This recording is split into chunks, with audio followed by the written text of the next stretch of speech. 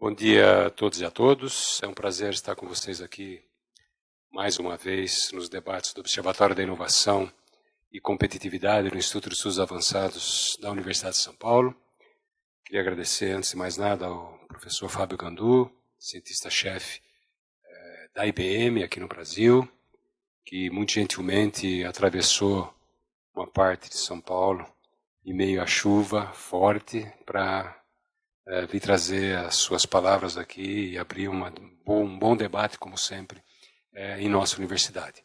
Queria pedir desculpas aos nossos colegas internautas que nos acompanham pelo atraso. Nós recebemos telefonemas de colegas informando que, por conta da chuva, chegariam atrasados. Então, nós conversamos aqui, decidimos esperar um pouquinho, por isso que nós estamos começando com um atraso. É indesculpável, mas, mais uma vez, sejam condescendentes conosco. Eu vou passar a palavra para o professor Gandu, que é, como eu falei, cientista-chefe da IBM. Ele coordena a área de pesquisa na filial da IBM aqui no Brasil. Gandu ele é funcionário da IBM há cerca de 20 anos, depois ele pode falar melhor, se quiser. Sua responsabilidade inicial foi dedicada à informática na área de saúde. Desenvolveu uma série de soluções, estratégias para a IBM. Mais recentemente foi gerente de novas tecnologias, estabelecendo um canal de colaboração entre laboratórios da IBM Research Division e o mercado local, IBM Research Division nos Estados Unidos. Ele é médico, graduado em medicina pela Universidade de Brasília e doutor em ciências da computação. Então ele vai conversar com a gente hoje sobre temas relacionados à inteligência artificial, aprendizado de máquinas, computação cognitiva, termos que aparecem o tempo todo no noticiário, nem sempre são termos fáceis de entender ou são transparentes para as pessoas que leem ou ouvem esses termos, mas a gente conhecendo o Gandu, a maneira cautelosa e cuidadosa com que ele trabalha com ciência há muito tempo, a gente tem certeza que ele vai fazer uma brilhante exposição, como sempre.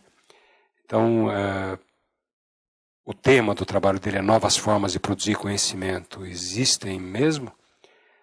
E eu passo a palavra para o Gandu, informando que as perguntas dos internautas, por favor, devem ser enviadas para IEA, que é de Institutos de Estudos Avançados, é IEAResponde, tudo junto, minúsculo, @usp.br. Então, vocês podem mandar as perguntas que a gente encaminha aqui para o Gandu. Muito obrigado. Eu é que agradeço. Bom dia a todos. Eu vou reiterar o pedido de desculpas que o Glauco acabou de fazer. A cidade de São Paulo está realmente sob uma grande nuvem, né? Então, há algum tempo, talvez a gente olhasse para o horizonte e, usando um conhecimento empírico acumulado ao longo de séculos, né, pudesse chegar à conclusão que vai chover o dia inteiro. Hoje, a gente olha aqui no meu aplicativo, no celular, né, e com base em dados, esses dados produzem um novo tipo de conhecimento.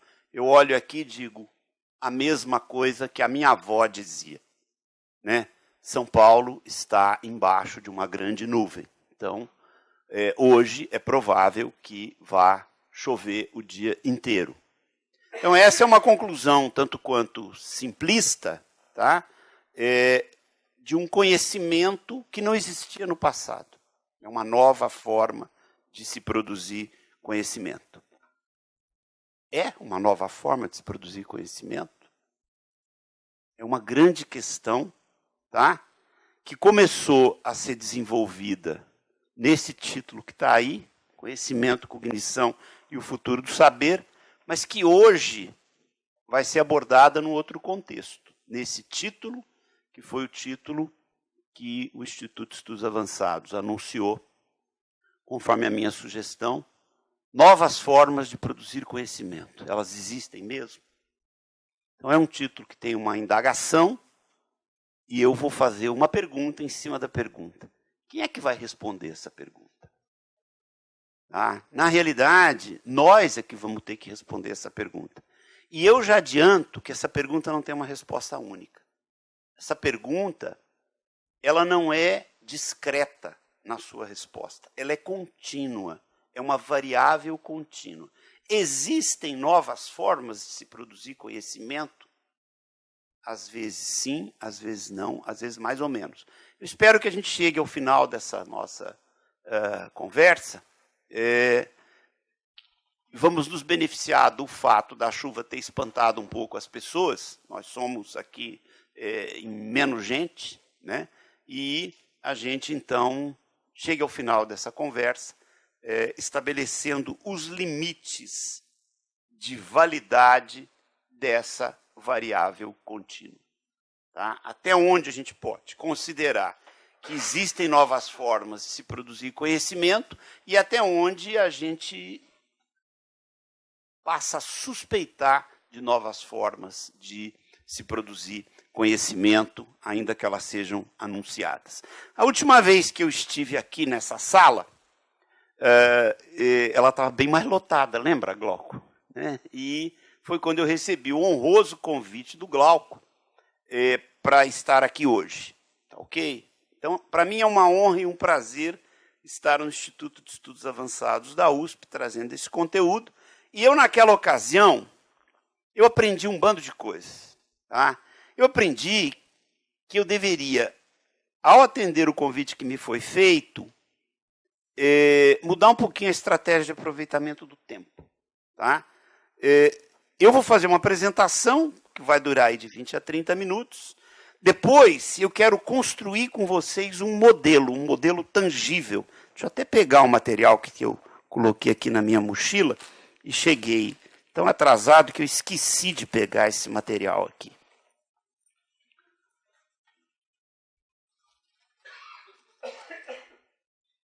Pronto, está aqui o material que eu vou usar para construir o modelo.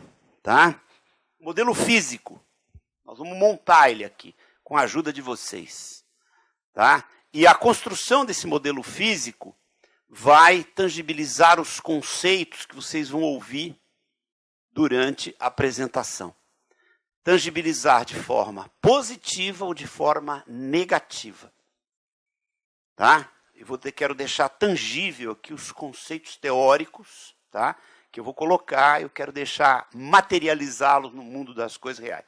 Depois, antes da gente fazer as perguntas, eu percebi, viu, Glauco, na outra vez que eu estive aqui, que a gente abre a sessão de perguntas, mas na realidade, pelo menos naquela sala bem mais lotada, as pessoas não querem fazer perguntas, elas querem dar a sua opinião.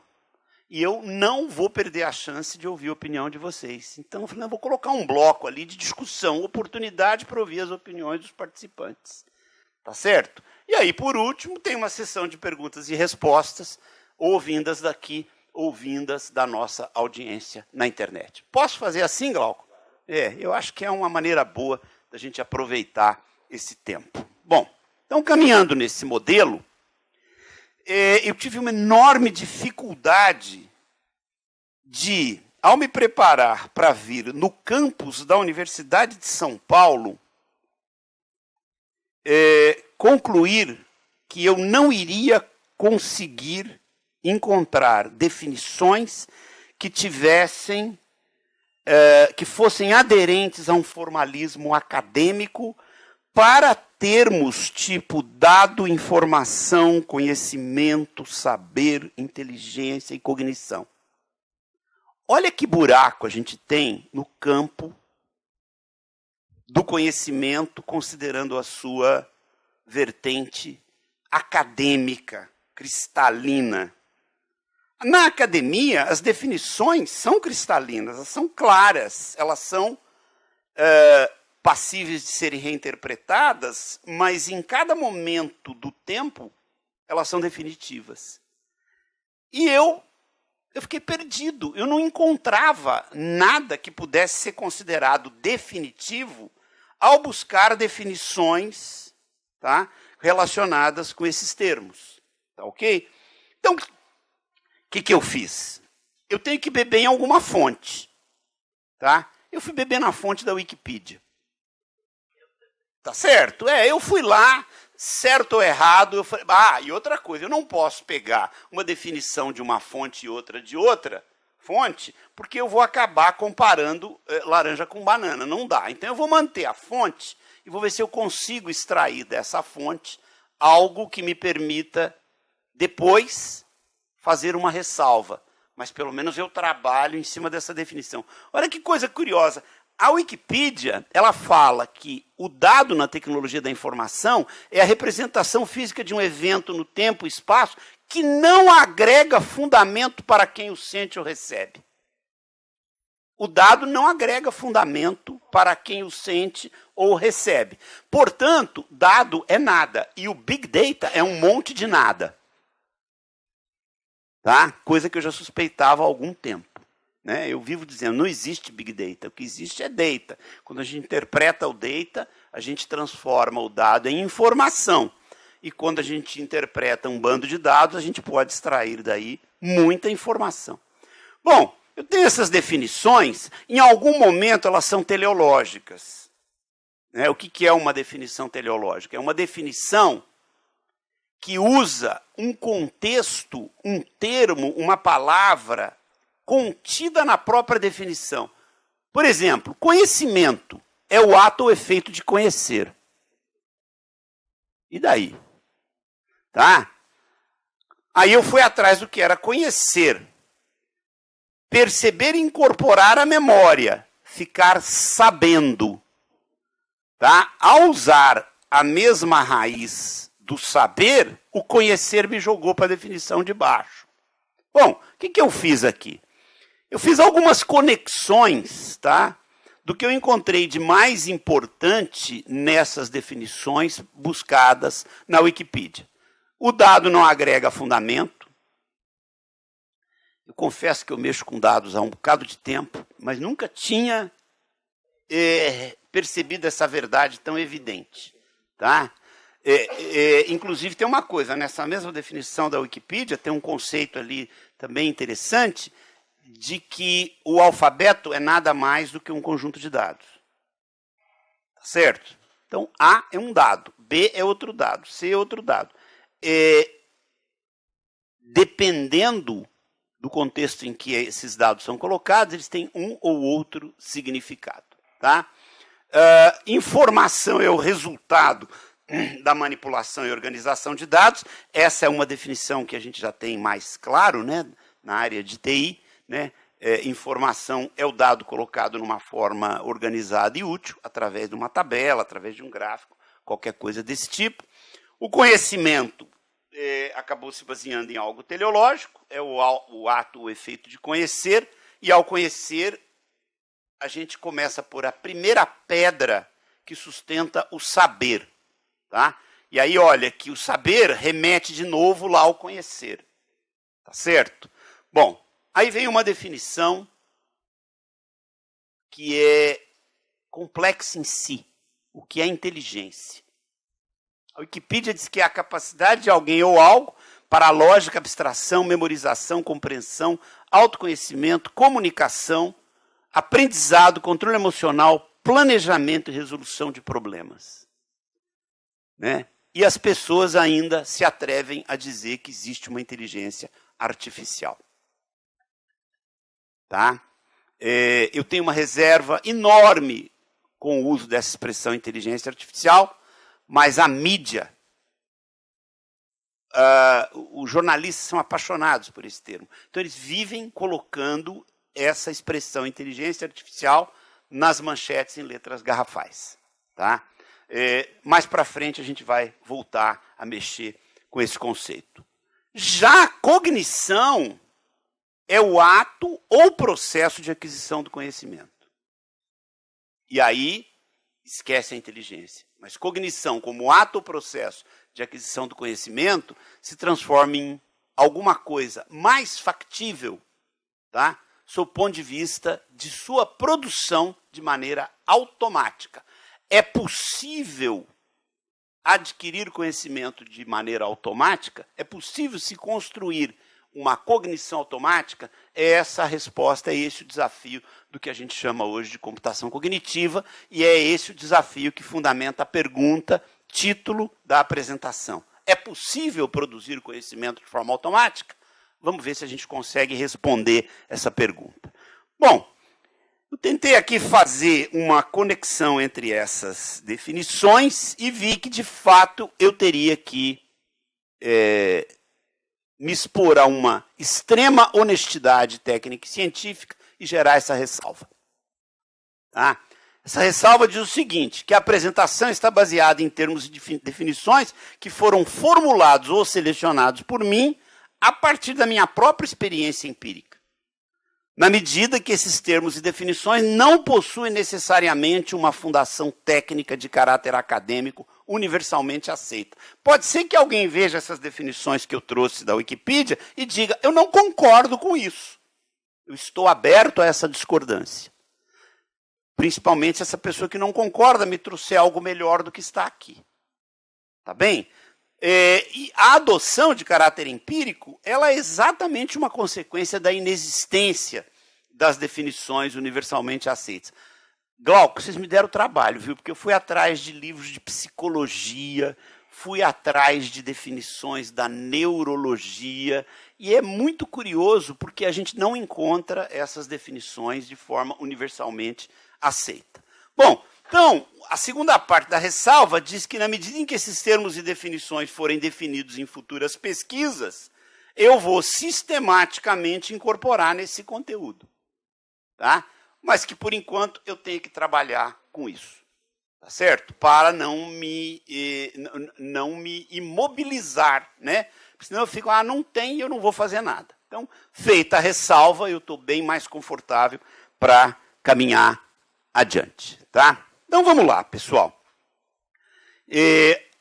A Springer Verlag, a editora, publicou a questão de 2 meses, liberou a questão de 2 meses, um livro chamado Big Data Handbook. Um livro gigantesco, tem quase 1000 páginas, custa quase $500.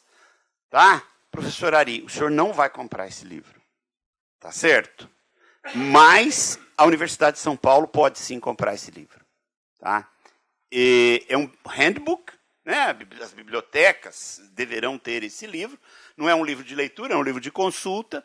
E um capítulo desse livro, o capítulo que faz a ponte de conexão entre o mundo de dados transformados em informação e o uso dessa informação para a produção de conhecimento de forma automática, cognição automática, eu tive o trabalho e o prazer de escrever junto com 2 colegas do laboratório. Então, nós escrevemos esse capítulo. O capítulo tem perto de 90 páginas.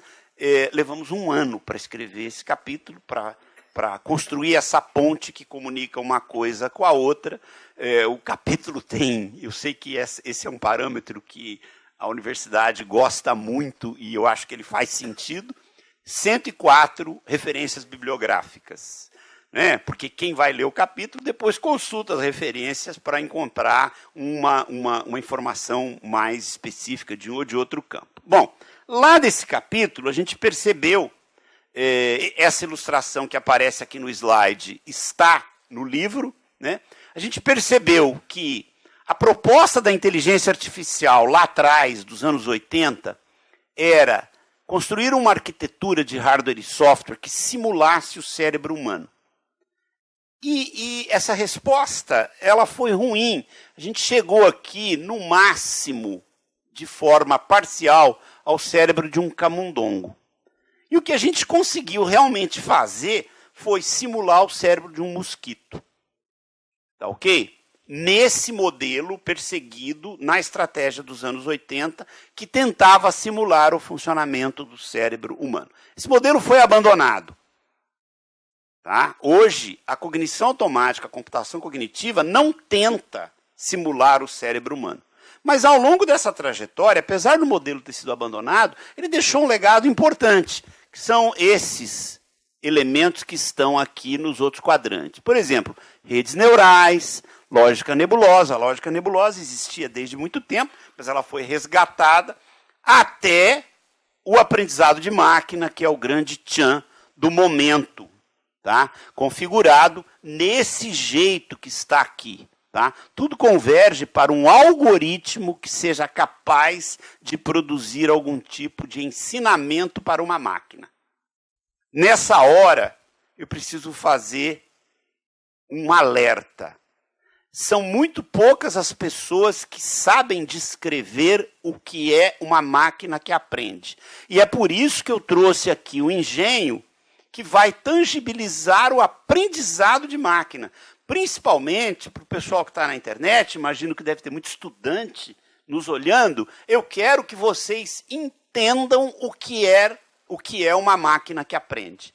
Como ela aprende, por que ela aprende, de que jeito que ela aprende. Até para, por favor, tá? Parar com essa história de que as máquinas vão aprender e vão dominar o mundo. Tá ok? Isso não existe, pessoal. Tá? Vocês vão ver que a máquina tem que ser programada para aprender. E quem fez o programa foi uma pessoa. Eu estive agora no evento internacional, né, e um dos tópicos discutidos nesse evento foi robótica. Então, né, no final, teve uma discussão ampla, tinha lá 3.000 pessoas na plateia, e alguém levantou e falou, o senhor não tem medo de robô? Eu falei, não, eu não tenho medo de robô, eu tenho medo de gente. Tá certo? O robô eu consigo até desligar, né? Se eu descobrir onde está o power on, power off lá, eu desligo o robô, tá? Mas gente eu não consigo desligar, a não ser cometendo um ato ilegal. Bom, então, a gente caminhou ao longo desse período, dos anos 80 até agora, né? Desde a inteligência artificial até o aprendizado de máquina, e é por aí que nós vamos analisar e tentar responder, vamos analisar a evolução e tentar responder essa pergunta, título da apresentação. É possível criar conhecimento artificialmente? Bom, nessa trajetória, né, recapitulamos aí a dificuldade de se obter definições claras e cristalinas. Vamos ilustrar aqui o que aconteceu até hoje, tá, no mundo da TI, da tecnologia de informática. Uma máquina captura um dado, está aqui o dado, esse dado é submetido a uma máquina e a máquina transforma o dado em informação, dando ao dado um caráter ordenado e útil. Para que a máquina faça isso, ela tem que ter um programa, ela tem que ser programada para tal. E quem fez o programa foi uma pessoa. Tá? Ah, mas hoje em dia existem equipamentos que fazem programa automaticamente. Eles não fazem programas automaticamente. Eles se beneficiam de linhas de código já existentes, agregam essas linhas de código segundo uma nova lógica, tá certo? E produzem um resultado com um determinado objetivo. Tá? O programa ele não nasce espontaneamente, porque o programa é o resultado de um processo mental, de inteligência. Obviamente, se eu for considerar que num determinado momento o programa que alimenta a roleta dos passageiros do ônibus às 6 da tarde tem que somar quanta gente passou, eu tenho ali uma linha de comando que diz, quando o relógio marcar 18 horas, você soma tudo e me apresenta o resultado. Tá? A variável tempo é muito usada nesse processo de automação. Então, a informação colocada na frente do usuário, ou seja, na frente de um cérebro, essa informação gera conhecimento. Tá? Então, recapitulando, dado vai para a máquina executa um programa, o dado vira informação, colocado num formato ordenado e útil, uma tabela, um gráfico. A informação apresentada para um ser humano, tá? Ele interpreta aquela informação e gera conhecimento. No momento, nós estamos diante da enorme possibilidade de fazer com que essa segunda fase, transformação da informação em conhecimento, seja executada de maneira automática. Tá? Obviamente, o produto final desse processo entra naquilo que eu chamei de espectro contínuo. Não é conhecimento sim ou conhecimento não. É conhecimento mais simples, é conhecimento médio, é conhecimento mais complexo, é conhecimento melhor, é conhecimento pior, é conhecimento mais confiável, é conhecimento menos confiável, depende do processo de produção desse conhecimento. Bom, eu pego um viés assim um pouco lateral para poder fazer um comentário com vocês. A tecnologia, atuando na gestão da informação, criou esse mundo aí, tá? Que ele é chamado de mundo da computação social. É a computação do eu, é a computação que me projeta, que me promove, tá? E que me expõe e me valoriza ou não para a sociedade. Esse tipo de gestão da informação, eu já refleti muito sobre ele. Eu acho que ele faz parte da própria evolução da espécie. Eu vou me explicar, tá? A gente vive hoje um período chamado, pelos antropólogos, de antropoceno. É o período em que o homem e o seu conhecimento estão no centro das atenções. Aí, se a gente olhar para trás, a gente vai ver que o que bem caracterizou a evolução do ser humano, né, pode ser visto como aquilo que ele come. Tá certo? Então, o ser humano começou comendo lá sementes, né, aí foi evoluindo, agricultura, aí dominou o fogo, aí usou o fogo para cozinhar carne dos animais. Bom, o homem foi evoluindo da semente até chegar no Big Mac. Vamos colocar assim.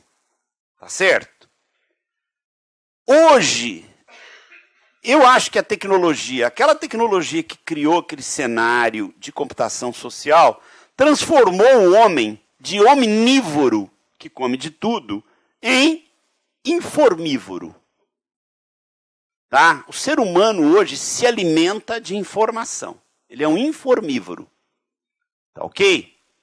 E quem tem filho adolescente detecta muito bem esse sintoma da criançada se alimentando de pedacinhos de informação, tá? Nos aplicativos que rodam em engenhos móveis, como esse aqui que está na minha mão. Tá certo? E quando a gente suprime essa informação, parece que algo faz falta no metabolismo desse novo ser humano que eu chamo de informívoro. Tá?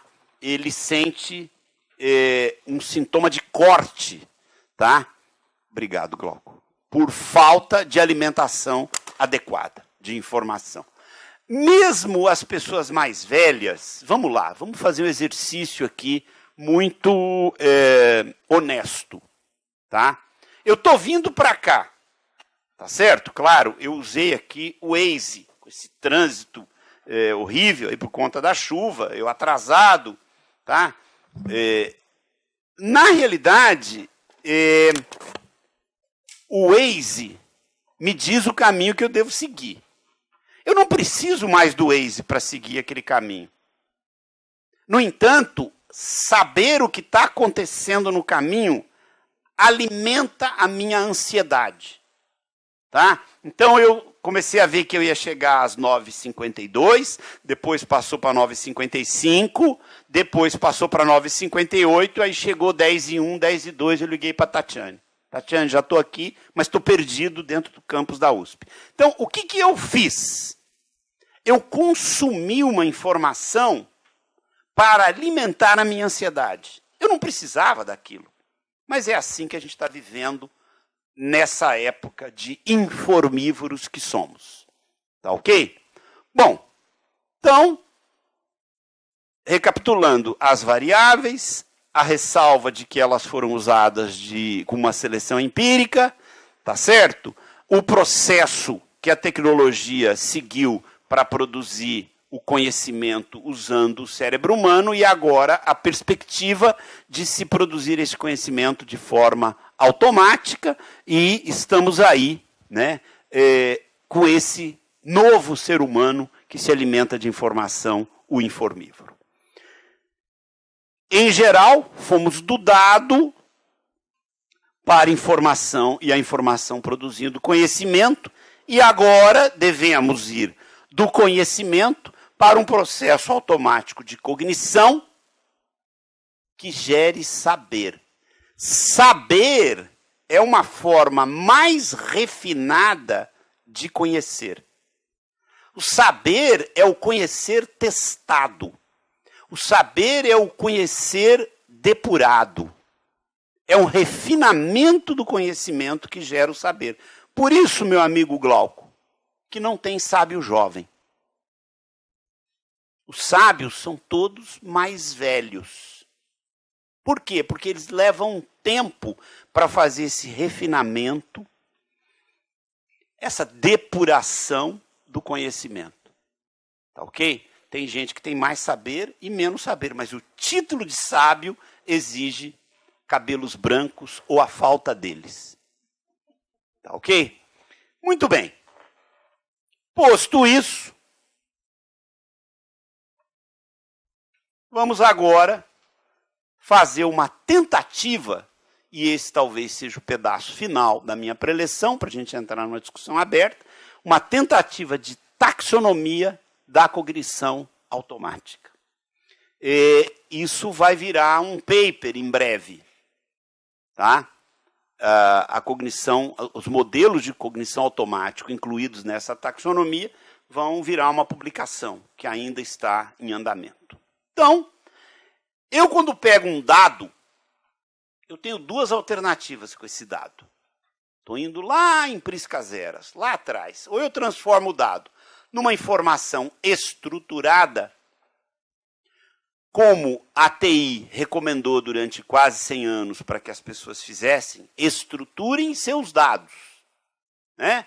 O banco de dados só lida com informação estruturada. A tecnologia de banco de dados só lida com informação estruturada. Isso foi verdade até um certo ponto. Ou eu, então, capturo esse dado e gero com ele uma informação desestruturada. Tipo uma receita de torta de maçã. É uma informação desestruturada. Tá ok? A computação social, aquela que eu mostrei lá com aqueles logos bonitinhos e coloridos, ela favoreceu o crescimento da informação desestruturada. A informação estruturada hoje só existe no sistema legado das empresas. Estruturadinho, bonitinho. Felizmente, a tecnologia, desde 2003, desenvolveu métodos para lidar com informação desestruturada. Então, eu tenho hoje, não vou dizer que eu tenha hoje uma igualdade de ferramentas tecnológicas que lidem com uma ou com outra. Tá? Mas é possível lidar com uma ou com outra. Tá ok? Essa possibilidade resulta em alguns modelos de abordagem. E eu acho que hoje essa minha lista de modelos de abordagem está razoavelmente completa, mas ela não é exaustiva. Tanto é que a última caixinha lá tem um ponto de interrogação. Outras coisas surgirão como modelo de abordagem dos dados existentes em uma configuração estruturada ou desestruturada. Daqui um pouco vocês vão entender o que são aqueles sinais laranjas e vermelhos ali do lado direito do gráfico, parecendo um episódio de catapora. Tá? Vocês vão ver o que é aquilo ali. Tá? Então, desde 1980, quando surgiu a primeira expectativa de se produzir inteligência artificial simulando o cérebro humano, lá atrás, eu vivi essa época, extremamente motivado, empolgado, embriagado com a possibilidade de criar uma inteligência artificializada que simulasse o cérebro humano. Então, de lá para trás, o modelo de abordagem são chamados sistemas especialistas. Tá?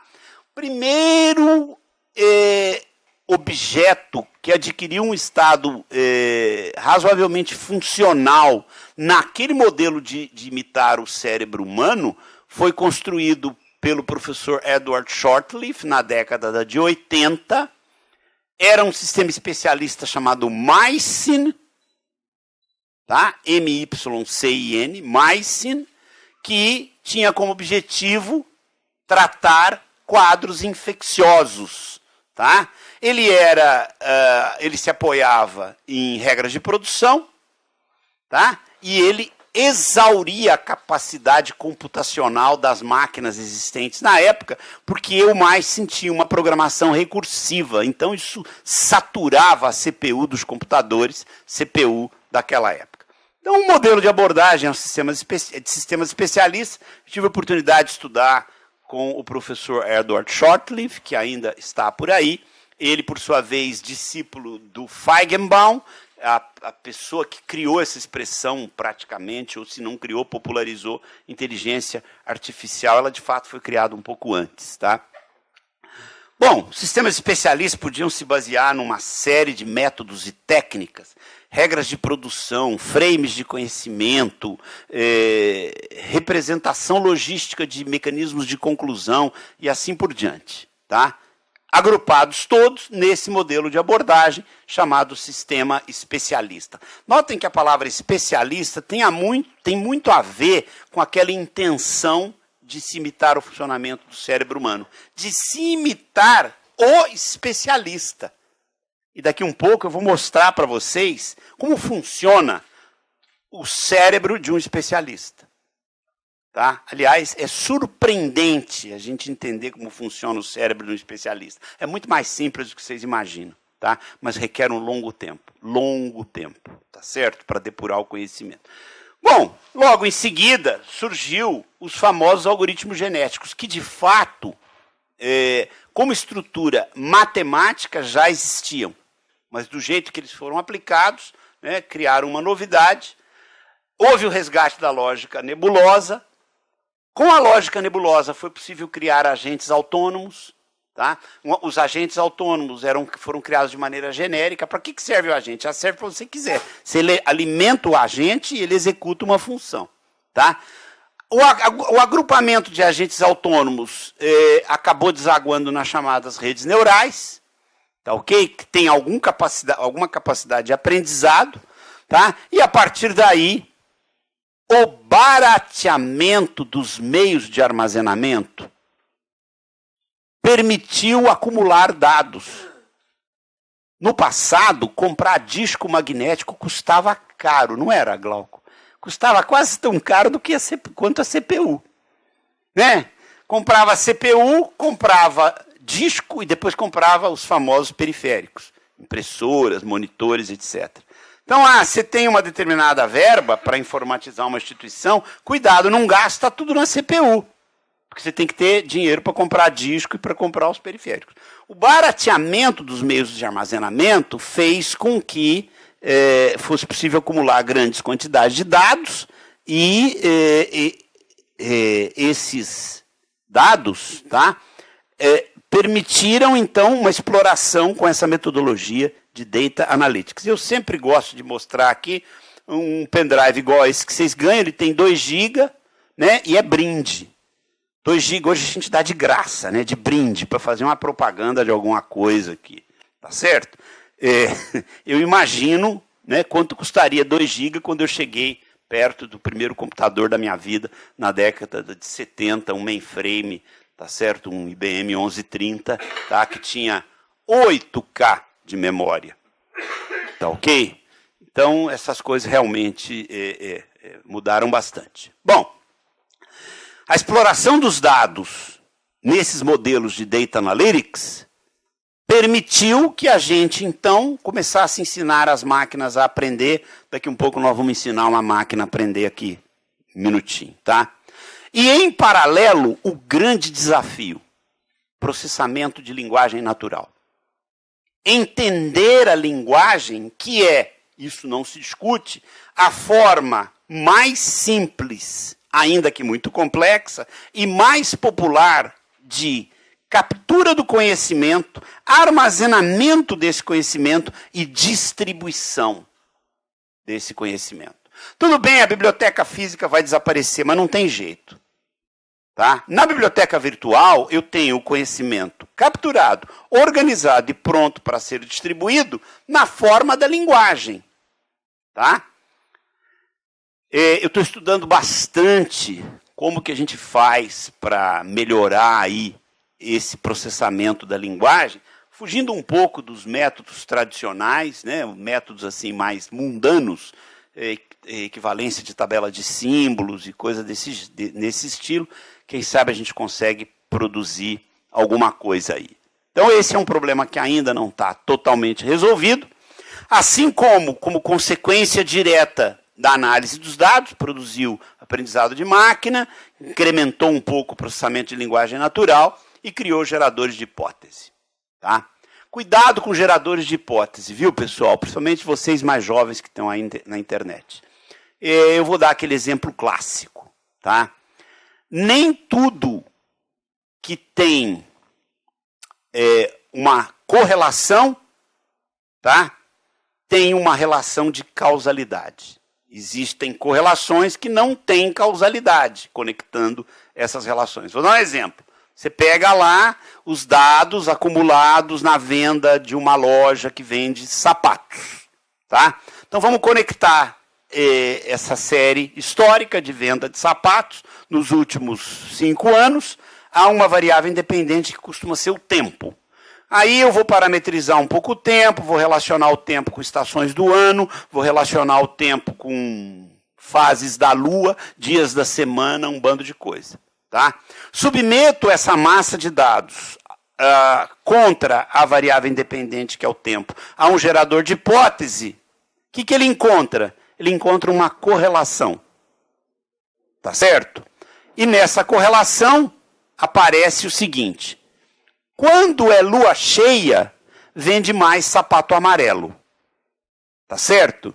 Existe uma correlação aritmética, mas eu não posso confirmar uma causalidade. Não é porque quando faz lua cheia que vende mais sapato amarelo. Tá? Mas na mão dos marqueteiros, essa correlação é preciosa. Tá? E é difícil resistir à ideia de, na próxima lua cheia, a gente não inundar a vitrine com um sapato amarelo, tá certo? E às vezes eu tenho uma formulação bayesiana ao contrário, né? Na formulação bayesiana direta é assim, né? Isso acontece dado que o reverso também pode ser provado. Mas eu posso ter um efeito bayesiano ao contrário. Vendeu mais sapato amarelo porque eu pus mais sapato amarelo na vitrine.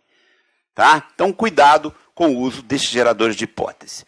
O que são esses pontos aqui do lado? Isso é algo que eu gosto muito de fazer. Tá?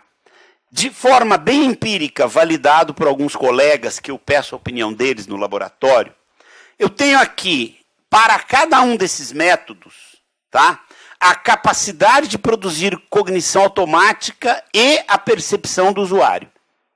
Tá? A capacidade de produção automática de cognição está marcado com um pontinho vermelho. E a percepção do usuário com um pontinho laranja. Então, por exemplo, sistemas especialistas é algo com grande capacidade de produção de cognição automática. Mas o usuário não percebe. Tá certo? O usuário sente como se a máquina tivesse feito um cálculo trivial. Tá? Um cálculo tradicional. A percepção do usuário é menor do que a produção real. Aí eu vou para algoritmos genéticos, tá? A capacidade de produção de cognição automática é menor do que o sistema especialista. Ela existe, mas é menor. E a percepção do usuário é menor ainda. Tá? Vamos pegar uma que é ao contrário. Agentes autônomos, eles têm uma capacidade de percepção de cognição razoável, mas a percepção que o usuário tem é que aquele agente é um gênio. Tá? Porque, de repente, ele responde alguma coisa, tá? Que dá uma percepção interessante, tá? Para o usuário de que aquela máquina, de fato, tem uma inteligência intrínseca. Tá? Da mesma forma, isso acontece com machine learning. Machine learning desperta no usuário essa percepção de que a máquina aprendeu tudo, tudo sabe e tudo pode fazer. Tá ok? Então, esse tipo de avaliação, estará no fundamento, na base da resposta da nossa pergunta. É possível criar uma cognição automática? Sim, é possível, mas numa escala que varia, tá? A partir do método usado, do modelo de abordagem na produção dessa cognição. Obviamente, nessa hora vem uma pergunta. E o dia que a gente puder usar isso tudo junto de uma vez só? Tá? Um dia isso vai ser possível, eu usar todos esses modelos de abordagem, unidos, se complementando. Para minha sorte, no dia que isso acontecer, muito provavelmente eu não estarei mais enfeitando a superfície do planeta. Tá certo? Porque esse mundo vai ser um mundo muito punk. Bom, por conta do meu background em medicina, eu estou estudando o método de raciocínio na área de saúde. Tá? A área de saúde, como em muitas outras áreas, mas na área de saúde, o way of reasoning, a maneira de raciocinar, é muito parecida com essa aqui. Se isso, e o isso é essa nuvenzinha aqui, se isso, então aquilo, e às vezes aquilo mais. Se isso, então aquilo e mais isso. Tá? Às vezes eu tenho que dar uma rota alternativa. Se isso, então aquilo, mas se não isso, sai por um outro caminho aqui. Tá? E algo mais. Vamos ilustrar isso de maneira realista. Se febre, peguei um caso aqui típico dessa época do ano, né? Inverno, paciente idoso, chegou no pronto-socorro, meio desidratado, com febre. Se febre, então raio-x de tórax. Na realidade, a pergunta tosse tinha que vir antes do raio-x de tórax, mas não tem dúvida que hoje, nesse momento, tá, o médico vai pedir o raio-x, mesmo que o paciente diga que não está tossindo. Tá certo? Se ele é idoso, está ali com febre e tal, nesse inverno, né, então ele vai ter que fazer um raio-x de tórax, tá ok? Bom, o que aconteceu? Os profissionais de saúde lidavam com o mundo desses se e então, if, then, else, usando uma arquitetura, uma linguagem um pouco mais da área de TI, tá? A partir de um certo manancial de conhecimento. Só que a tecnologia fez esse conhecimento explodir. Tá? Então hoje eu tenho um conhecimento extremamente vasto de navegação muito difícil com o cérebro desarmado. E aí que entra a abordagem do especialista. O especialista, ao longo do tempo, ele consegue definir o cerne do conhecimento, o miolo do conhecimento. Então ele não precisa se perder no meio de tudo que está aqui. Ele conhece o que é o hardcore do conhecimento. E é aqui que ele navega. Tá? Ele navega, isso acontece, a gente está estudando mais as especialidades que são mais facilmente parametrizáveis, tipo cardiologia. Então você pega um velhinho desses cardiologistas de 50 anos de experiência e diz, vem cá, como é que você dá o diagnóstico de estenose mitral? E ele cita um dado. Não, se tiver isso, tá? Então ele definiu o miolo do conhecimento. Tá? Por que a gente está fazendo isso? Quem sabe a gente consegue usar isso aí para melhorar os processos de produção de cognição automática. Muito bem. Você conhece essa maquininha? Isso é uma maquininha muito simplesinha. Eu trouxe uma aqui, ó, igual a ela. Tá? Isso, o nome disso é fróter. Isso é para fazer espuminha no leite. Tá? Essa maquininha, ela é um pouquinho mais burra que um pernilongo. Tá ok? A única coisa que ela faz é isso aqui, ó. Tá? Ela vibra aqui e eu coloco no leite, né? E ela faz espuminha no leite. Essa maquininha não tem nada. Ela tem uma bateria, ela tem um motor com eixo excêntrico, tá? E ela tem essa haste. Quando eu alimento esse motor, o motor gira, tá? E o eixo excêntrico faz essa vibração, né? E a maquininha, então, mergulhada lá no leite, faz espuminha. O nome disso, de novo, é frother. Tá? Em inglês. Tá ok? Ou, sei lá, espumador em português. Tá? Essa máquina é inteligente? Burrinha. Tá? Ela é mais burra que o pernilongo, porque o pernilongo consegue reconhecer onde ele tem que picar. Tá? O pernilongo não vai picar aqui, ele não vai picar ali. Tá certo? Ele vai picar num local que ele vai selecionar de que maneira? Ele vai selecionar usando um sensor. Tá?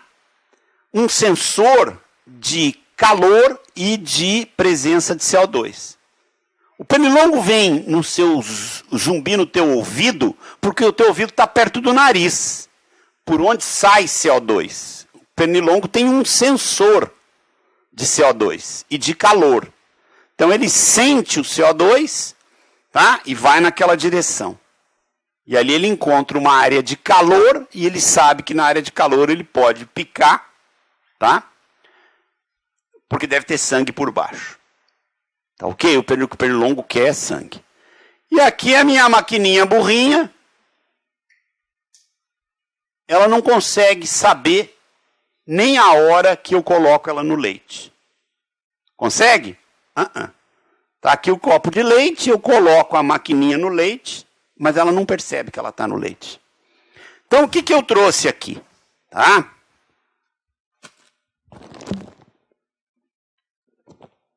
Segura para mim, Lu. Segura aqui para mim, para eu poder ficar com a mão livre. Obrigado. Pode sentar. Não é? Mais cômodo. Obrigado. Então, eu trouxe aqui 2 cores de papel. Tá? Eu trouxe um papel vermelho que vai fazer o papel de sensor. E eu trouxe o papel azul, tá? Que vai fazer o papel de atuador. Ok? Então, igual ao pernilongo, tá? Eu vou pegar aqui um papelzinho vermelho e vou colocar esse papel vermelho aqui embaixo na haste da máquina. É um sensor. Esse sensor tem que ser sensor de quê? De calor? Não. De CO2? Não. Do que, Lu? De leite, claro. Sensor de leite. Tá? E aí eu vou pegar aqui o azul, né? E vou colocar aqui no botão, tá? Porque ele é um atuador. Tá certo? E aqui no azul, esse é um sensor, ele é um atuador que vai receber um sinal daquele sensor para fazer o que com o botão? Liga. Tá? Olá, moçada. A máquina tem um sensor e um atuador. Se eu enfiar ela no leite, o que vai acontecer? Ela começa a funcionar. Tá bem? Ela ficou mais inteligente? Ela ganhou alguma habilidade de acionamento baseado em sensores e atuadores. É isso que é máquina inteligente, moçada. Não é nada mais, nada menos do que isso. Vocês estão satisfeitos com essa inteligência? Tá bom assim? Não, tá bom não. Vamos sofisticar mais. Vamos pôr outro sensor aqui. Tá? Vamos pôr um sensor mais alto na haste. Tá ok? O que eu quero que esse sensor perceba? Ah, professor Ari, é isso mesmo. Esse sensor vai perceber espuma. E na hora que a espuma chegar no sensor, o que vai acontecer? Eu vou mandar outro comando para o mesmo sensor lá do botão. Qual vai ser? Pare, desliga. Tá? Então peguei meu pernilongo, burrinho, né? Quando eu mergulhar ele no leite, ele liga. Quando a espuma chegar no sensor de cima, o que ele faz? Desliga. Tá? Tá bom? Não? O que a senhora quer colocar mais de inteligência? Ela já se entusiasmou, era isso que eu queria. Vai lá, vamos lá. Ele tem que saber quando entrar. Ah! Eu vou aí lhe dar um beijo. É isso mesmo, pessoal. É isso mesmo. Tá? Porque, olha só. Se eu colocar aqui, nessa máquina, um outro elemento, tá? Que é representado pela variável tempo, eu vou dar um jeito de pendurar o meu relógio aqui nessa máquina. Tá? Esse relógio vai ter uma variável que se automodifica. Tá? Um registrador que vai marcar a hora do dia, tá certo? Que eu uso a máquina amanhã. Então é algo entre 8 e 9. Tá certo? Depois de amanhã, entre 8 e 9 de novo. Tá? Na segunda-feira, entre 6 e 7. Tá? E eu vou registrando esses valores. Tá bem? Para quê? Para a máquina ficar com o circuito ativado, pronta para ser colocada no leite, no horário correspondente ao melhor uso. Fora disso, ela desliga. Tá certo? Desliga, mas me permite usar o botão para ligar, caso eu queira, num dia, me comportar de uma maneira diferente. Obrigado, Lu. Então, pessoal, olha só. A máquina, que era burrinha, de repente ganhou uma inteligência a partir de sensores e atuadores. Tá? É assim nesse mundo que acaba se encaminhando na direção da internet das coisas, tá? Com sensores e atuadores, que os equipamentos vão ganhando uma inteligência, entre aspas, tá? As máquinas vão aprendendo, tá ok? E adquirindo uma certa autonomia. Tá ok? Bom, pessoal da internet, a máquina que era burrinha aprendeu agora, tá? Quando ela entra no leite, quando a espuma atinge o nível adequado, né? Tudo por conta da presença de sensores. Da mesma forma que os sensores...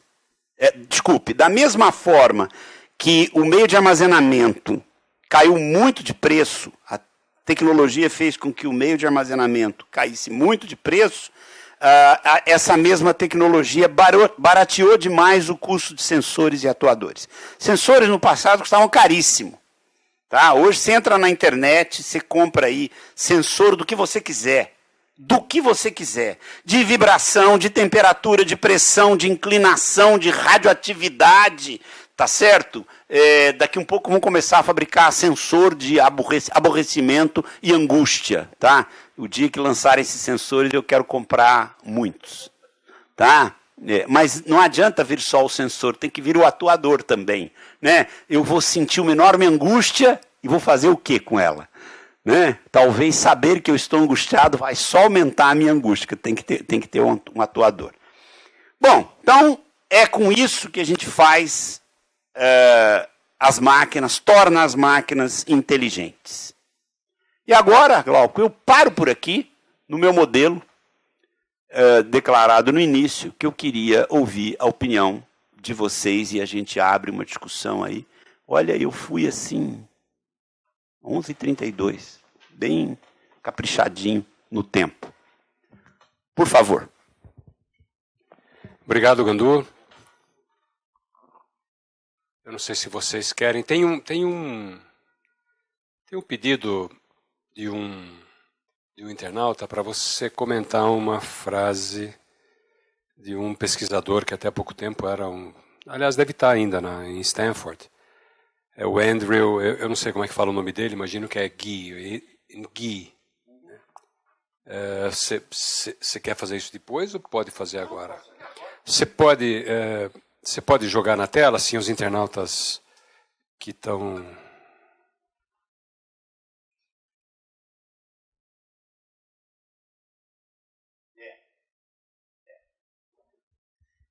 É curioso, tá? O Andrew Ng, que é o jeito que a gente pronuncia esse nome impronunciável, tá? Ele diz o seguinte: se você tentar entender inteligência artificial no sentido do seu próximo impacto, não pense em sentir, sentience, a possibilidade de sentir. Em vez disso, pense numa automação exagerada, que é a melhor tradução para essa expressão inglesa, em inglês americano, on steroids. On steroids, a melhor forma da gente traduzir isso é exagerado, tá? Então, automação exagerada. Pessoal, a pergunta que o meu amigo internauta fez, ela bate muito nisso aqui, ó, tá? Eu acho um exagero eu ter um frotter que tenha sensor de imersão no leite, sensor do nível de espuma e esses atuadores todos. Mas aqui entre nós, tá? Se eu tivesse esse frotter com automação exagerada, o que eu ia dizer? Que maquininha inteligente.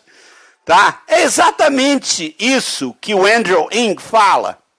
Tá? Em vez de você pensar assim, a máquina tem inteligência artificial, ela tem um sentimento, ela é sentient, ela tem um sentimento próprio. Não é aí que o que está sendo chamado de inteligência artificial vai fabricar melhor.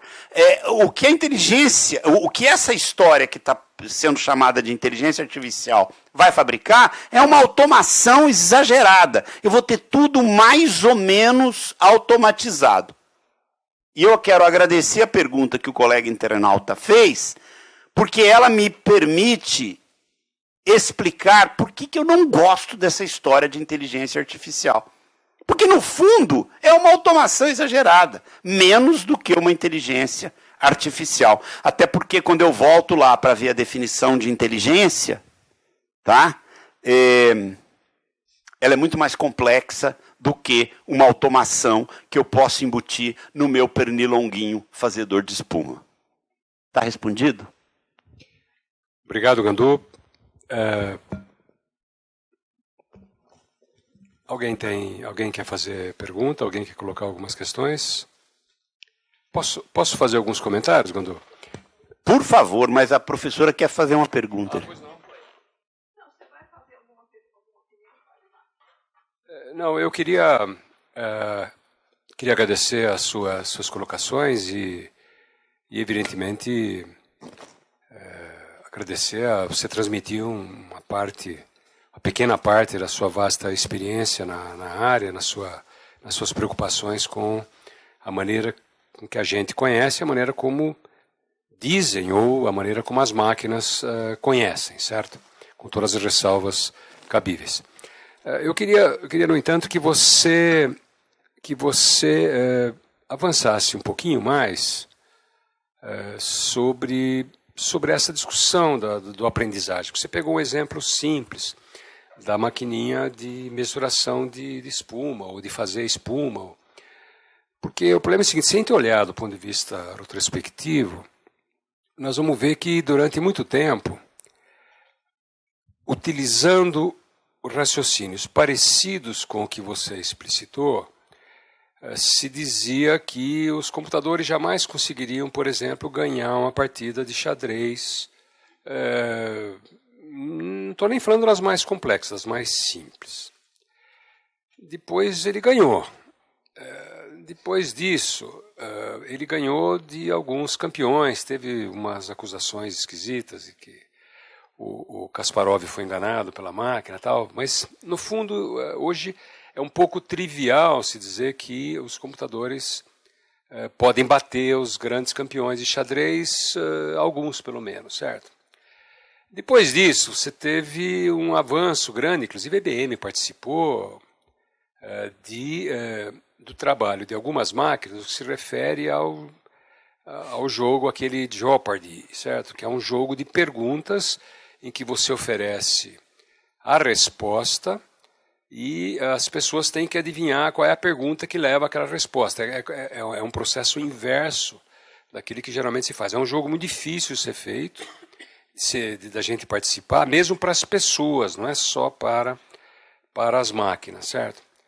E mais recentemente você teve um avanço dos computadores da Google que ganharam uma competição do jogo de Go, que todo mundo sabe, é um jogo chinês antiquíssimo, um jogo de estratégia extremamente difícil, e que simplesmente a ideia de que você tem uma pequena lógica, ou uma grande lógica, não importa, um algoritmo mais consistente, mais robusto, daria a ele condições de ganhar. Então, eu não estou querendo com isso defender uma tese diferente da sua, certo? Eu só queria que você falasse para a gente que está aqui, para os internautas, o que significa essa evolução que é muito acelerada, muito rápida, quais são os impactos que a gente pode ter em várias áreas, em especial na sua, na área de saúde, que pega uma imensidão de gente com problemas.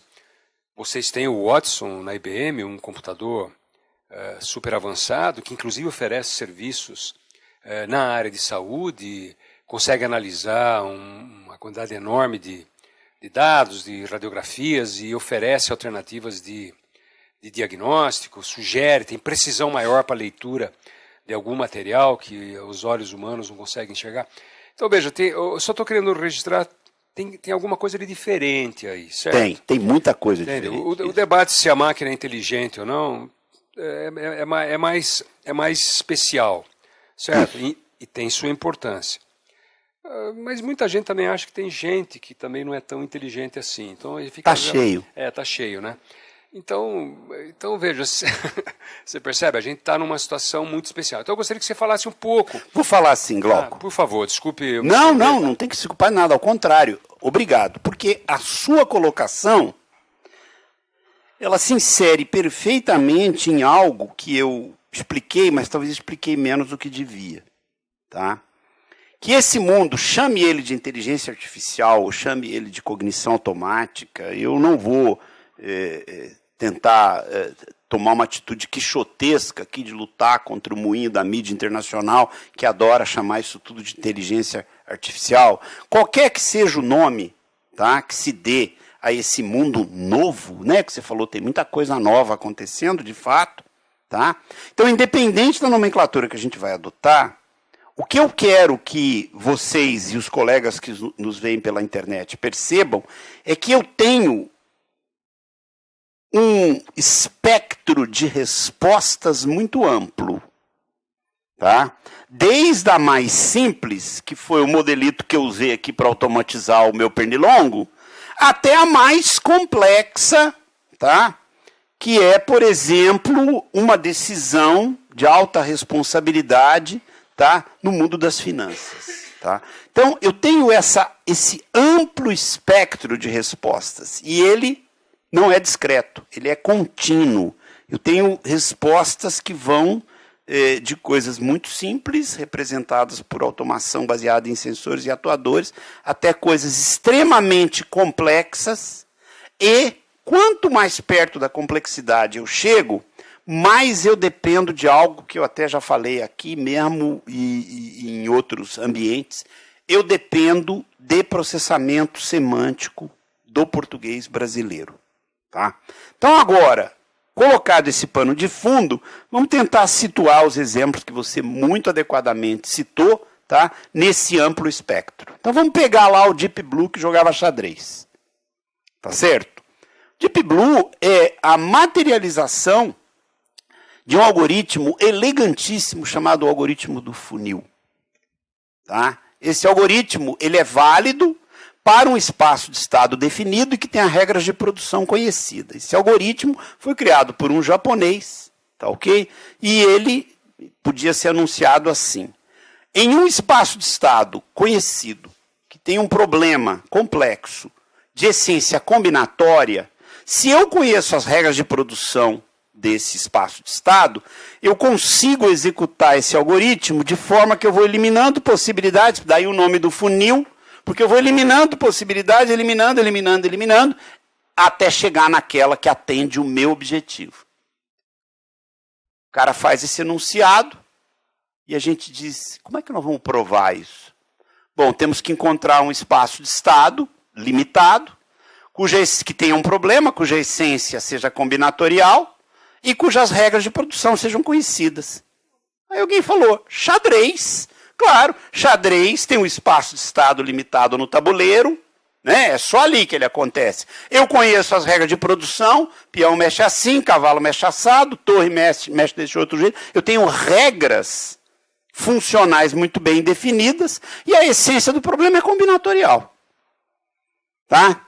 Bom, mas como é que nós vamos mostrar que o algoritmo funciona? Vamos implementar uma máquina que jogue com um grande mestre. E vai lá o coitado do Kasparov, tá certo? Se expor, né, a essa circunstância que estava na cara, pelo menos para quem estava do lado de dentro, que a chance dele era muito pequena. Aí cria aquela celeuma, não, porque eu fui enganado, tal, não sei o quê. Mas, em resumo, ele perdeu. E agora ele está publicando um livro. Ele vai lançar um livro, se é que já não lançou esses dias. Já lançou, né? Tô curioso para saber o que ele escreveu lá. Bom, então, eu tenho esse extremo, mas atenção, aquela máquina era inteligente. Eu preferia dizer que aquela máquina era esperta. Esperta porque ela implementou a inteligência de alguém que construiu o modelo de operação da sua esperteza. Ela era muito esperta. Tá? E por ser tão esperta, ela implementou a inteligência do japa que bolou o algoritmo. Então, esse é um lado da questão. Do que eu dependo para fazer essa esperteza funcionar? Eu dependo de aritmética. E um pouco de lógica. Se isso, então aquilo e mais aquilo outro. Nada mais. Tá? Eu não estou super simplificando o raciocínio. Eu estou simplesmente colocando o raciocínio de uma maneira tangível, principalmente porque deve ter muita gente jovem que nos vê, tá? E eu quero que eles entendam isso, que isso não é um bicho de 7 cabeças. Exige ralação, exige dedicação, exige tempo, mas dá para fazer. Bom, então agora vamos caminhar um pouquinho mais, vamos pegar o exemplo do Watson. Opa, o Watson, que competiu no programa Jeopardy, tá? Já é algo um pouco mais peludo, tá certo? Mas vamos lá. Como funciona o programa Jeopardy? Os competidores têm direito de escolher temas. Filmes antigos, esporte, política, etc. Quando você escolhe um tema, você delimita um espaço semântico. Tá? Não adianta você escolher um tema e definir um espaço semântico e pegar a pergunta de outro domínio semântico. Não funciona. Colocando isso num palavreado mais simples. Eu não posso desenvolver um sistema de computação cognitiva, tá? Alimentado com conhecimento semântico de Corinthians e fazer uma pergunta de Palmeiras para ele.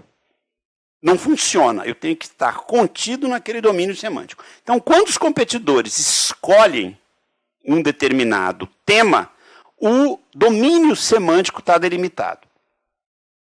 O conhecimento daquele domínio, por uma restrição do programa, sobe, tá, dos discos para a memória. Aquele Watson, tudo bem, as pessoas falaram supercomputador, mas não é bem um supercomputador. O que ele tinha era uma super memória, porque eu não vou ter tempo de ler o disco. Então eu tenho que subir todo o conhecimento daquele domínio, tá, para a memória. Mas como que você vai subir, Fábio?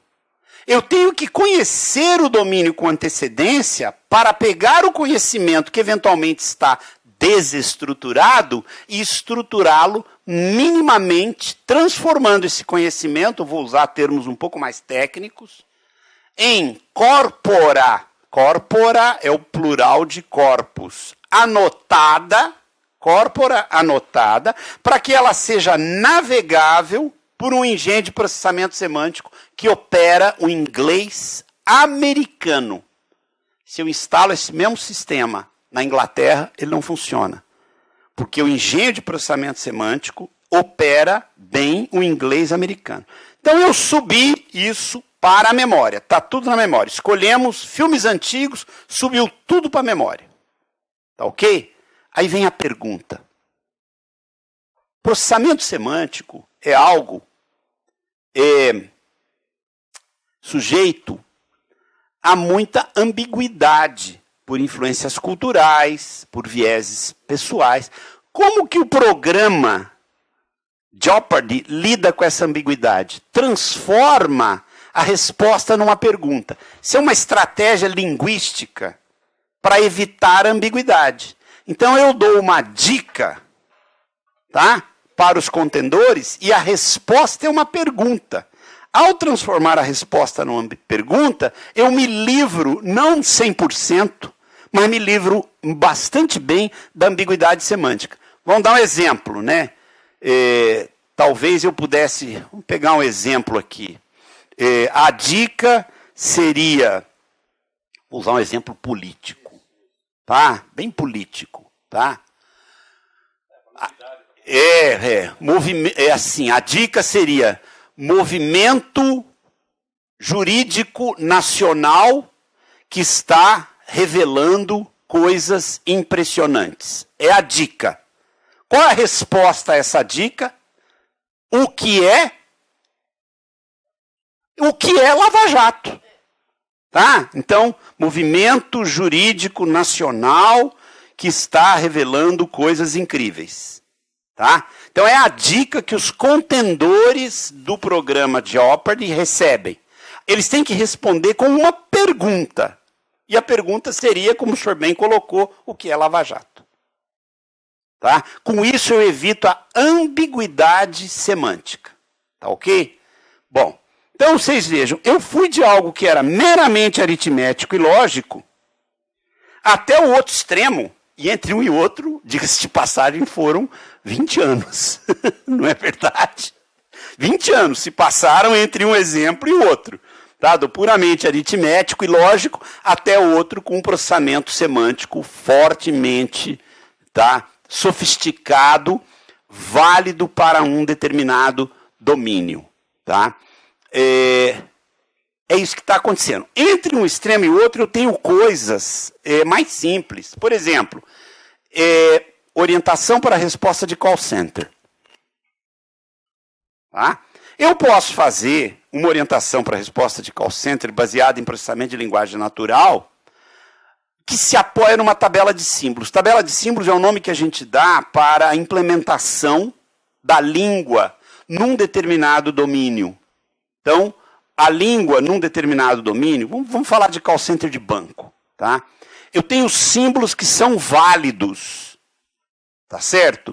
Para aquele domínio. Pegando o call center de banco, vocês acham que a palavra perfume pertence ao domínio call center de banco? Não. Pouco provável. A abordagem tem que ser estocástica, né? Ela tem que ter um componente estatístico forte, tá? Então, a palavra perfume é pouco provável que ela pertença ao domínio, tá, de um call center de banco. Então, ela não está na tabela de símbolos. Se alguém falar perfume ali, sei lá, o sistema vai dizer, não entendi o que você falou. Tá ok? Repete. Tá? Por outro lado, a palavra juro pertence ao domínio do banco? Claro que sim. Tá?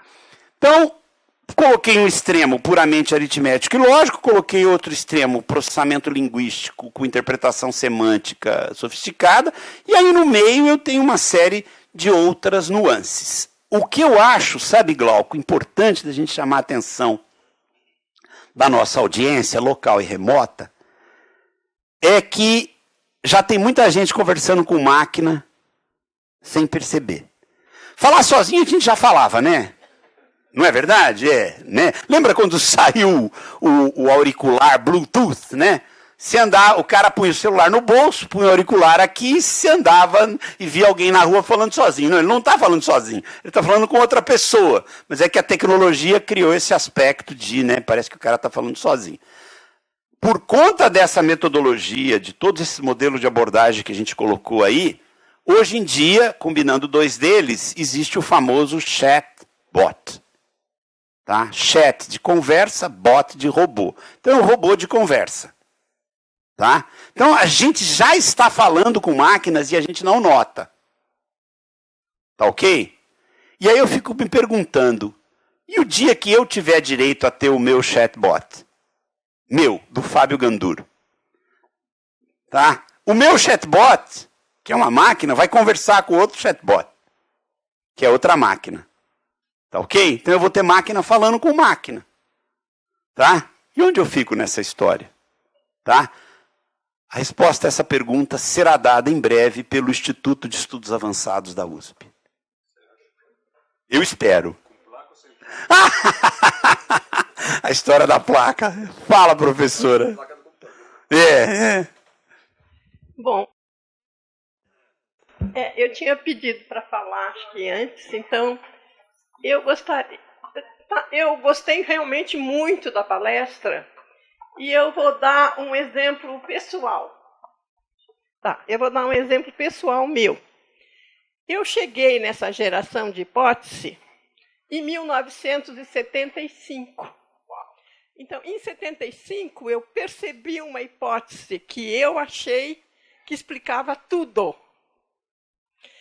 E eu venho trabalhando sistematicamente com essa hipótese há 42 anos. E essa hipótese me permitiu chegar hoje aqui. Eu vim aqui porque eu decidi que eu vinha aqui. Então, eu acordei cedo, eu sabia que ia chover, eu decidi que vinha aqui, mas primeiro eu resolvi dar uma olhada nos meus meios e na internet, que é o que eu faço sempre, porque eu não uso celular. Por definição, não uso celular, mas estou sempre no meio e na internet. E na meia hora que eu tive, antes de vir aqui, por vários critérios, eu caí na Wikipédia, porque eu decidi saber o que era abdução. E aí eu vi que a abdução é a terceira via, além da indução e da dedução, que são conhecidas desde os gregos. Eu li e falei, interessante, eu posso precisar desse conceito no lugar onde eu estou indo agora. Então, o que eu quero dizer é que tem muita coisa rolando por aí, né? Eu vou parar por aqui. Eu podia fazer um seminário inteiro sobre o meu método de tratar com a ansiedade e o relaxamento. Ô, professora, não vai se livrar de mim, não. E nem eu quero. Tá, então eu vou lhe dar um cartão com o meu e-mail, porque eu quero muito que a senhora conte para mim essa sua hipótese universal com a qual a senhora trabalha há 42 anos. Pode até me abduzir, se a senhora quiser. Tá certo. E eu vou terminar só falando uma coisa. Eu fiz o primeiro curso que a IBM deu em São Paulo, que foi na Escola Politécnica, em 1962, quando eu estava fazendo minha iniciação científica em física. Puxa vida. Por favor. Tá? Gandô. Tem aí a pergunta do Tomanic, do Eduardo Tomanic. Isso. Você quer fazer um comentário? Não, eu quero responder para ele. Como produzir conhecimento? Eu vou responder com outra pergunta, Eduardo. O que você vai fazer com o conhecimento? Para que você quer o conhecimento? Se você quer o conhecimento para tomar uma decisão pessoal, tá? Eu vou te recomendar algumas formas de produção. Mas se você quiser o conhecimento para uma decisão empresarial, tá ok? As formas de produção desse conhecimento serão um pouco diferentes, tá? Então, dentro daquele espectro que vai do mais simples até o mais complexo, tá ok? Dentro de todos aqueles modelos de abordagem que a gente listou aqui, a lista não é exaustiva, tá? Eu preciso saber para que você vai usar o conhecimento. Tem mais uma? Quais as perspectivas de substituição da mão de obra qualificada pela inteligência artificial? Opa! Mão de obra qualificada pela inteligência artificial. Posso responder? Claro. Então é assim. É da Wasmalha Bivar. Se eu não me engano, ela era do IBGE. Não sei se é mesmo. Perfeito. Então é assim. No teu contexto, Wasmalha, tá? Um contexto que exige um conhecimento de caráter abrangente, porém para uso analítico, tá? Eu acredito que o impacto do que está sendo chamado de inteligência artificial, substituindo a mão de obra, vai ser grande. Não tem como, né, enfeitar. Ah, não, porque a inteligência artificial não vai reduzir a oferta de emprego. Claro que vai. Tá? Vai reduzir a oferta de certos empregos que vão executar, em cujas funções as máquinas vão poder executar mais rapidamente, com mais propriedade, etc. Agora, por exemplo, será que uma máquina vai conseguir explicar, finalmente, se o Bentinho teve ou não teve um caso com a Capitu? Tá? Será que alguém vai conseguir? Alguém vai? Algum crítico literário vai conseguir? Isso, vai conseguir, tá? Então, esse é o tipo do desafio que pode não ser parametrizável para ser respondido por uma máquina. Tá ok? Agora, voltando à pergunta da Wasmalha, tá? Eu acredito que a gente vai passar por uma fase de transição. Né? A gente vai transitar do humano para o mecânico, ou do humano para o automático, usando primeiro o automático para validar o humano. Tá? O automático, o humano continua fazendo e o automático valida, refina, aperfeiçoa, né? Até que o humano, é uma interpretação razoavelmente otimista, mas eu acho que vale a pena ser otimista nessa hora. Até que o humano se desloque para uma atividade mais sofisticada, mais complexa, tá certo? E aí a máquina ocupe o seu lugar definitivamente. Tá ok? Glauco. Eu vou... Se alguém quer fazer alguma pergunta aqui, por favor. O professor Ari Plons, que aliás nos deu a honra, é vice-diretor aqui do Instituto de Estudos Avançados, nos deu a honra de vir acompanhar, apesar da sua agenda absolutamente carregada. Você precisaria falar nessa... Porque está gravando e o pessoal tem que ouvir. Perfeito. Não, primeiro, em nome do Instituto, o Glauco é o nosso anfitrião e mestre hoje, mas só reiterar a alegria de tê-lo aqui, pelo conteúdo e pela forma, você se sente em casa, embora tenha tido alguns minutos de emoção para chegar aqui. Mas a pergunta é uma pergunta de curiosidade na linha mais do soft que você teve de nos tratar, e que é o seguinte, se o nome desta máquina que você descreveu é Watson, como é a relação Watson-Sherlock? Ah, excelente, professor Ari, muito obrigado. Muito obrigado. Relação nenhuma, tá? Então, vamos lá. Mas muito obrigado, professor, de me dar a oportunidade de fazer esse esclarecimento. Existe um personagem fictício, bom que se diga, que é o detetive Sherlock Holmes, uma criação de um autor inglês que é o Conan Doyle, tá? O personagem fictício, Sherlock Holmes... Ei, moçada, Sherlock Holmes não existiu, ele é um personagem da literatura. Ele tinha um assistente, tá, que era o Dr. Watson, ao qual ele se referia com uma expressão que hoje é muito popular, elementar, meu caro Watson. Tá? Então, esse é o Dr. Watson, que ele era médico, hein? Dr. Watson. Tá? Tem duas coisas que caracterizam o Dr. Watson. Tá? Primeiro, ele era médico, e segundo, ele era a única pessoa que carregava uma arma na série literária do Conan Doyle. Ele andava armado, porque ele achava que ele tinha que defender o amigo. Tá? Porque o amigo se metia em várias enrascadas, né? Para poder desvendar os crimes, o Sherlock Holmes não andava armado. Tá? Então, esse Watson é uma criação, tá certo? Literária do Conan Doyle. Sherlock Holmes e o seu assistente, fiel assistente elementar, meu caro Watson. O Watson da IBM tem a ver com o fundador da IBM, o Charles Watson. Tá? Que fundou a IBM há mais de 6 anos. Primeiro veio o pai, depois veio o filho. Então, o Watson de agora, na IBM, é uma marca comercial que caracteriza um portfólio de uma série de produtos. Glauco mencionou muito bem, tá? As aplicações que a gente faz de computação cognitiva na área de saúde. Né?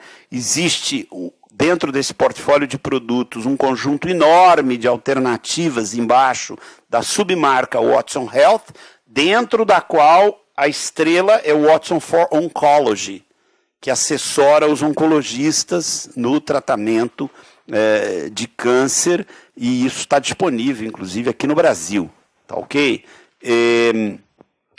Eu gostaria de aproveitar essa oportunidade.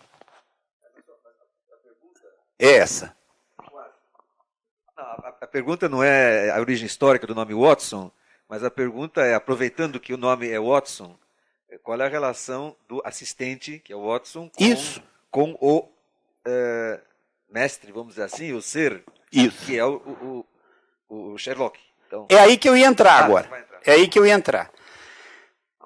Não existe, obviamente, nenhuma conexão de fato entre uma marca e outra, mas aproveitando a sua boa percepção, eu diria o seguinte: para que o detetive Sherlock Holmes chegasse a uma boa conclusão, o que eu precisava? De uma boa base de conhecimento que ele levantava. E o Dr. Watson ajudava ele a fazer uma certa curadoria desse conhecimento, separar o que era bom do que era ruim. E aí ele fazia uma inferência muito boa, como bom detetive que era. Por incrível que pareça, passaram-se tantos anos, a gente não sabe se é a vida que imita a arte ou a arte que imita a vida, mas hoje, para eu ter um sistema cognitivo que funcione bem, eu preciso ter um conteúdo também muito bem curado. Talvez esse seja um ponto de semelhança entre as duas figuras. E é por isso que o Watson for Oncology funciona bem. O conteúdo em oncologia, ele é muito bem estruturado e ele foi muito bem curado pelo Memorial Sloan Kettering Cancer Center, que é a entidade responsável por alimentar o Watson for Oncology. Obrigado. Se o senhor quer fazer, vou fazer a última, vou fazer a última pergunta aqui da audiência, depois mais uma de um internauta e a gente encerra.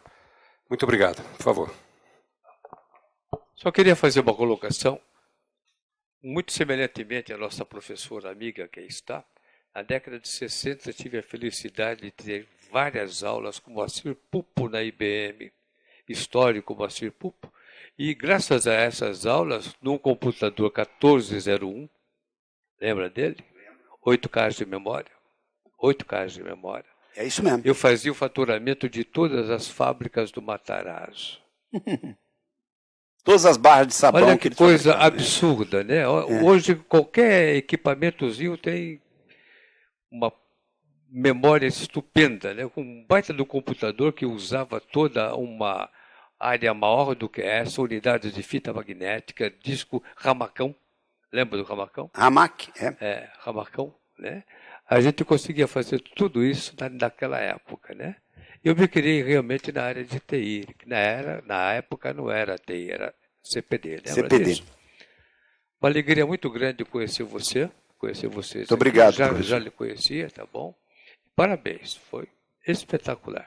Muito obrigado, professor. Valeu a pena estar aqui. Que bom, apesar da chuva. Apesar da chuva. E da ausência de placa. Né? E da ausência da placa. Eu queria... Gandura, a última perguntinha. Por favor. Aqui é o seguinte, eu vou tentar resumir, a pergunta do Jailson Leocádio. Ele diz o seguinte, que existe uma quantidade enorme de informação na internet e uma ausência de filtros.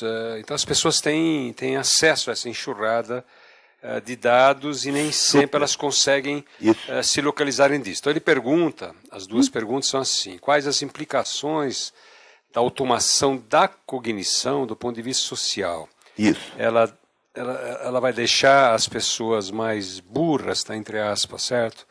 Por ter preguiça de pensar e de conhecer e deixar isso a cargo das máquinas.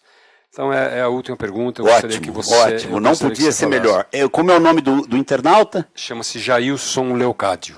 Ô Jailson, olha só, brigadíssimo pela pergunta, me dá a chance de te dar uma opinião pessoal a respeito do produto da cognição automática.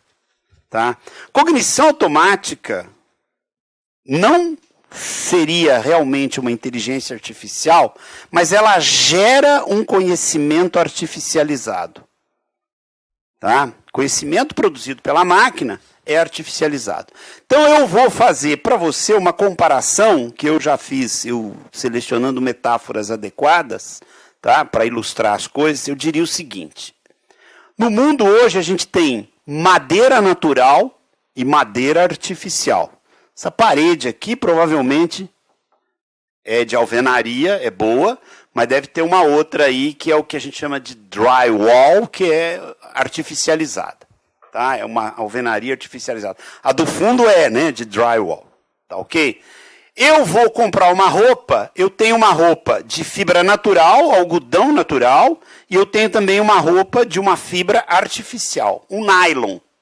Tá? Normalmente, tudo que é artificial custa mais barato. Tá ok? Demora mais tempo para ser biodegradável, né? Traz mais poluição, mas enfim, é nessa direção que a gente caminha.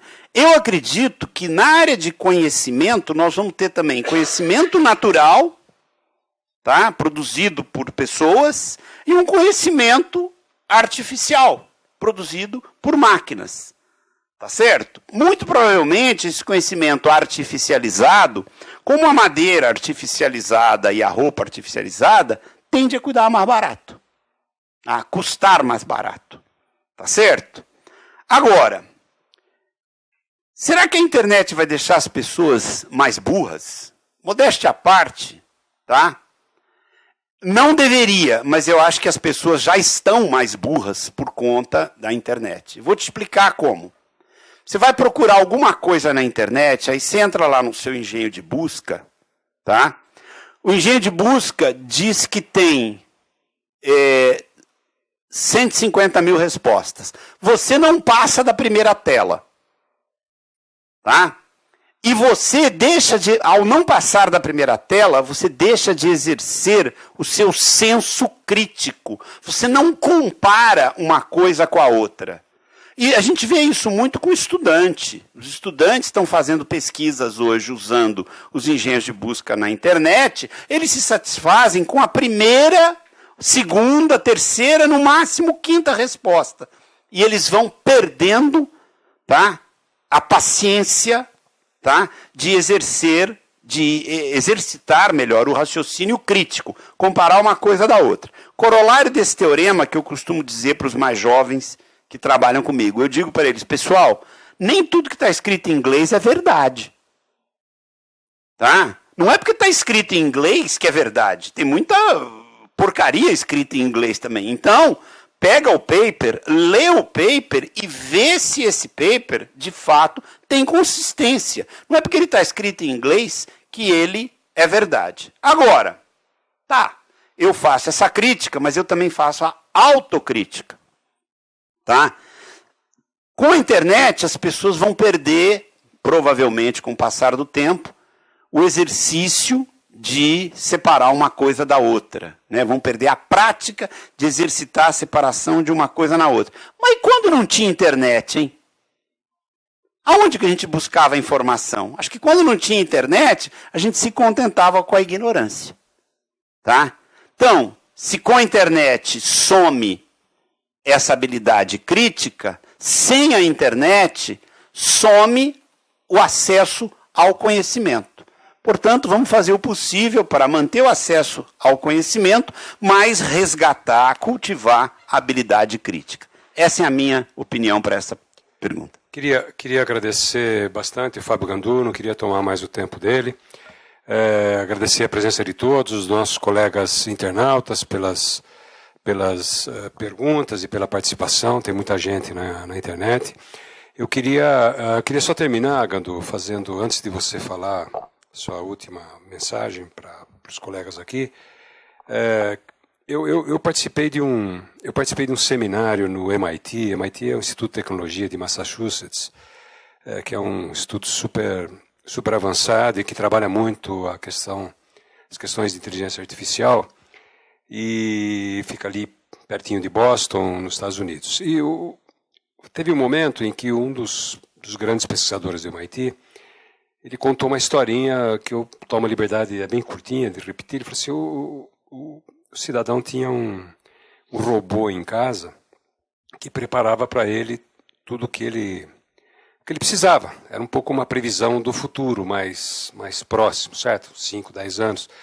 Então ele saía de casa pela manhã e falava, olha, eu preciso da minha roupa passada, que eu vou chegar à noite, eu vou num jantar, eu preciso do vinho escolhido, porque um vinho francês escolhido, porque eu vou levar de presente. Eu preciso de tudo que ele falava assim, mas deixa também para minha mulher, que não vai ao jantar comigo, deixa um picadinho com legumes e, cenoura, vagem, todo bonitinho, com arroz na mesa, e você deixa tudo pronto, quentinho, mas não se esqueça da minha mulher, porque ela é super importante, ela já tá um pouco sentida que eu não estou levando ela no jantar, e ela precisa ser, então você põe lá um vinhozinho branco para ela, o picadinho, e faça o que for preciso fazer para estar isso tudo pronto. E quando ele voltou, efetivamente, estava tudo pronto, e a mulher tinha jantado, tinha gostado tudo, e ele sentiu um problema, porque a mulher falou assim, eu achei engraçado como é que o nosso robô amigo, que prepara tudo, conseguiu fazer o picadinho, já que no congelador não tinha carne. E foi quando ele se deu conta da ausência definitiva do gato dele, certo? Então, por que eu conto essa historinha? Porque seria importante que você... você não acha que você deveria ter um pouco de medo de robô? Não pela história, mas porque as pessoas... Você tem medo das pessoas? Você entende? Então seria bom ser só isso. Só queria perguntar a você se não valia a pena. Não é para ter medo do robô, mas tenha medo das pessoas e por isso mesmo tenha medo de robô. É a minha sugestão. Eu vou considerar seriamente a sua opinião, né?